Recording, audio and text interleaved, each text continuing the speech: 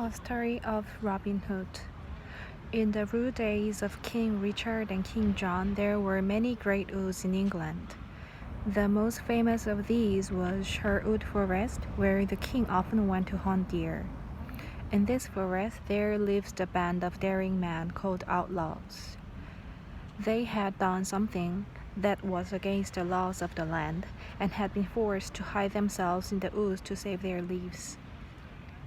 There they spent their time in roaming about among the trees, in hunting the king's deer, and in robbing rich travelers that came that way. There were nearly 100 of these outlaws, and their leader was a bold fellow called Robin Hood.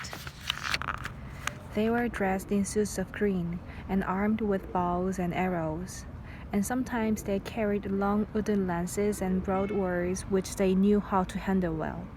Whenever they had taken anything, it was brought and laid at the feet of Robin Hood, whom they called their king. He then divided it fairly among them, giving to each man his just share. Robin never allowed this man to harm anybody but the rich men who lived in great houses and did no work. He was always kind to the poor, and he often sent help to them. And for that reason, the common people looked upon him as their friend. Long after he was dead, men liked to talk about his deeds.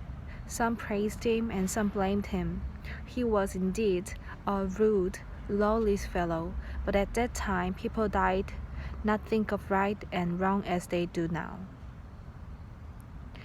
A great many songs were made up about Robin Hood, and these songs were sung in the cottages and huts all over the land for hundreds of years afterward. Here is a little story that is told in one of those songs. Robin Hood was standing one day under a green tree by the roadside. While he was listening to the birds among the leaves, he saw a young man passing by. This young man was dressed in a fine suit of bright red cloth, and as he tripped gaily along the road, he seemed to be as happy as the day. "I will not trouble him," said Robin Hood, "for I think he is on his way to his wedding." The next day Robin stood in the same place. He had not been there for long when he saw the same young man coming down the road. But he did not seem to be so happy this time. He had left his scarlet coat at home, and every step he sighed and groaned. "Ah, the sad day," he kept saying to himself. Then Robin Hood stepped out from under the tree and said, "I say, young man, have you any money to spare for my merry man and me?" "I have nothing at all," said the young man, "but 5 shillings and a ring." "A gold ring?" asked Robin. "Yes," said the young man. "It is a gold ring. Here it is." "Ah, I see," said Robin. "It is a wedding ring." "I have kept it these 7 years," said the young man. "I have kept it to give my bride on our wedding day. We were going to be married yesterday, but her father has promised her to a rich old man whom she never saw. And now my heart is broken." "What is your name?" asked Robin. "My name is Elena Dell," said the young man. "What will you give me, in gold or free?" said Robin. "If I will help you win your bride again, in spite of the rich old man to whom she has been promised." "I have no money," said Aline, "but I will promise to be your servant."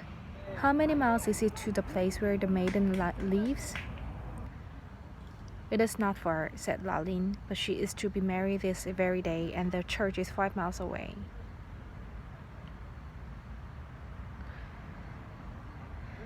The Robin made haste to dress himself as a harper, and in the afternoon he stood in the door of the church. "Who are you?" said the bishop. "And what are you doing here?" "I'm a bold harper," said Robin, "the best in the North Country." "I am glad you have come," said the bishop kindly. "There is no music that I liked so well as that of the harp. Come in and play for us." "I will go in," said Robin Hood, "but I will not give you any music until I see the bride and bridegroom." Just then an old man came in. He was dressed in rich clothing, but was bent with age and was feeble and gray. By his side walked a fair young girl. Her cheeks were very pale, and her eyes were full of tears. "This is no match," said Robin. "Let the bride choose for herself."